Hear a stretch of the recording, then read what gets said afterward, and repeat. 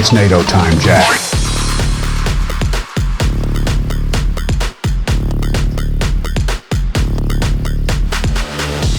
For over 75 years, NATO has been a cornerstone of global security, uniting nations under a shared defense pact. But today, its future is being questioned. Russia's invasion of Ukraine, tensions with China, and divisions within NATO itself have sparked a debate. Is NATO still necessary, or has it outlived its purpose?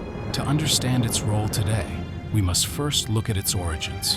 Why was NATO created? What threats did it seek to prevent? And most importantly, has it truly fulfilled its mission? Let's go back to the start and uncover the reasons behind NATO's formation.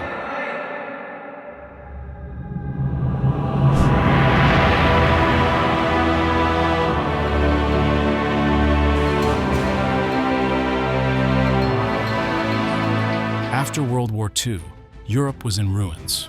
Cities were destroyed, economies collapsed, and people struggled to rebuild their lives. But as Europe tried to recover, a new threat emerged. The Soviet Union. With Stalin's forces expanding into Eastern Europe, Western countries feared that without military unity, the Soviets could push further, spreading communism across the continent. They needed a defense system, something strong enough to prevent another war. In 1949, 12 countries, including the United States, the United Kingdom, France, and Canada, came together to form NATO, North Atlantic Treaty Organization. This wasn't just a military alliance. It was a promise that if one member was attacked, all NATO countries would come to its defense. This principle became the heart of NATO, written into Article 5 of the treaty. An attack on one is an attack on all. This idea of collective defense was meant to keep peace in Europe. The goal was simple: deter Soviet aggression and make sure no country stood alone. But NATO was also about strengthening democracy. The alliance aimed to keep Europe united, ensuring that countries worked together, shared military resources, and supported each other politically. As the Cold War intensified, NATO expanded. More countries joined: Greece and Turkey in 1952, West Germany in 1955, and Spain in 1982. Each new member added more power to the alliance, making it harder for the Soviet Union to challenge NATO. Then, something unexpected happened. This is CNN Breaking News. A day when Mikhail Gorbachev resigned as the president of a Soviet Union which had already ceased to exist.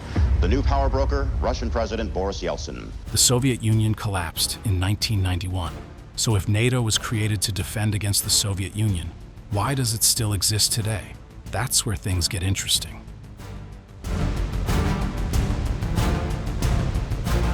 After the Soviet Union collapsed in 1991, NATO had to decide its role in this new world.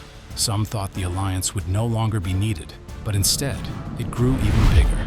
Countries once under Soviet influence, like Poland, Hungary, and the Baltic states, wanted to join NATO. They saw it as a way to protect themselves and build stronger ties with the West. Over the years, more nations joined, making NATO larger and more powerful. But expansion wasn't the only change. NATO also took on new missions. With the Cold War over, NATO started focusing on peacekeeping and handling global security threats. In the 1990s, NATO helped stop wars in the Balkans, sending troops to Bosnia and Kosovo to bring peace. After September 11th, NATO fought terrorism, launching operations in Afghanistan. It also worked to stop piracy off the coast of Africa, making international waters safer. At this point, NATO was no longer just a defense alliance against Russia. It had become a global security force. But despite all these changes, one old challenge has come back: Russia. Великой Победы! Ура!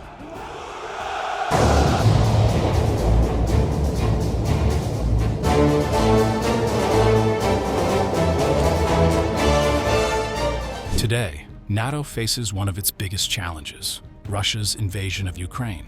But can it handle this growing threat while still managing its global missions?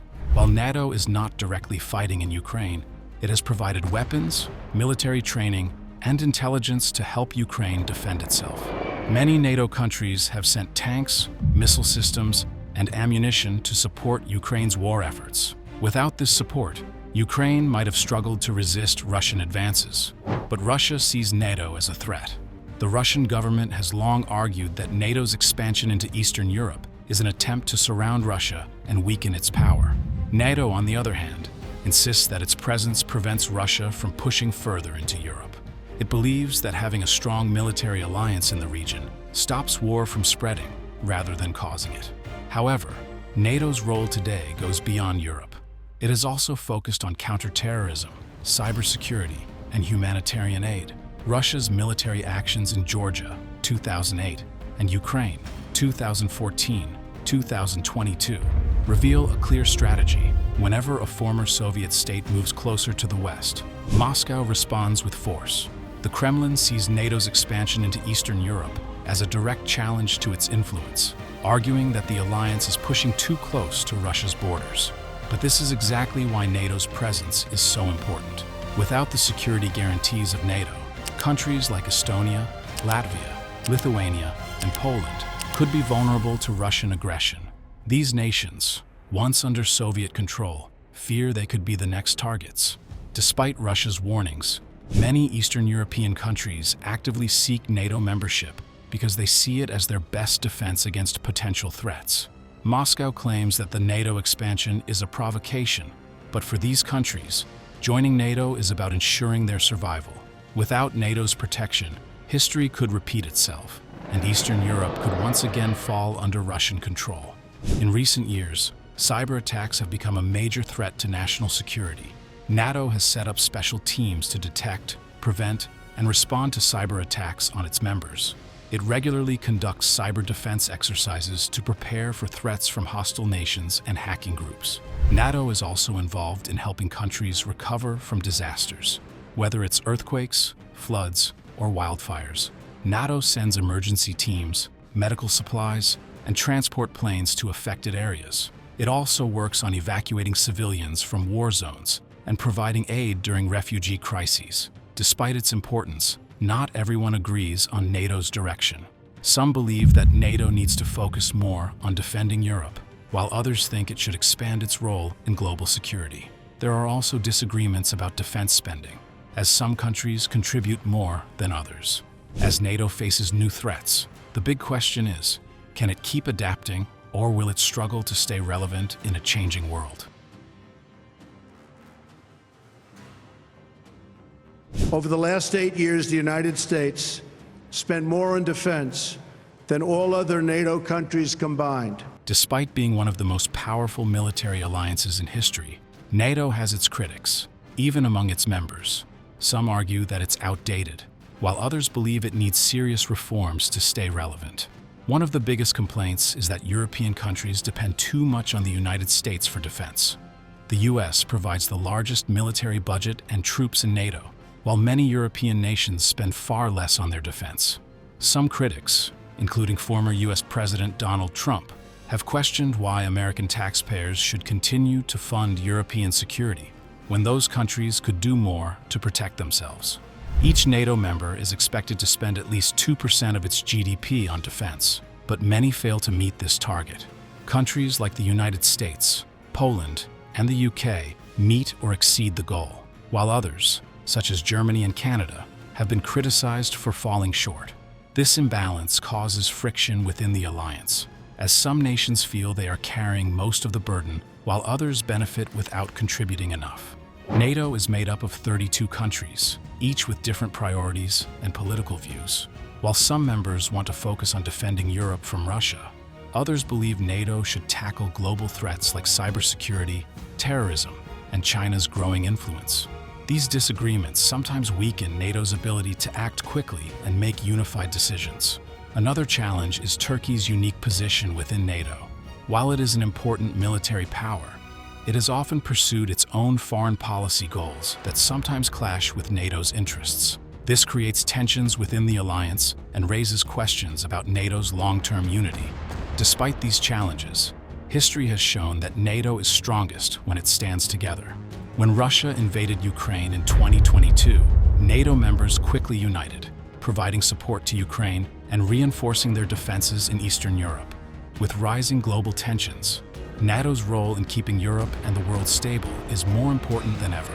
The alliance must adapt, resolve internal disagreements, and ensure all members contribute fairly, or risk becoming weaker in a world that still needs strong defense partnerships. For over 75 years, NATO has helped shape the modern world. It has kept Europe at peace, deterred aggression, and adapted to new threats, from the Cold War to 9/11. From peacekeeping missions to cyber defense, NATO has proven its ability to evolve and protect its members.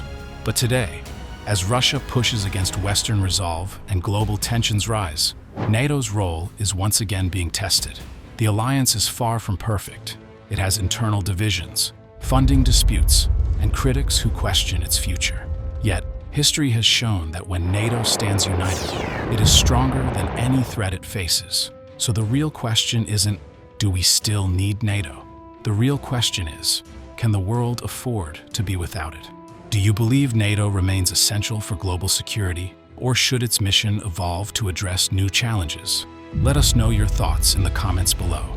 If you found this video informative, please give it a thumbs up, subscribe to our channel for more in-depth videos, and share it with others. Thanks for watching, and we will see you in the next video.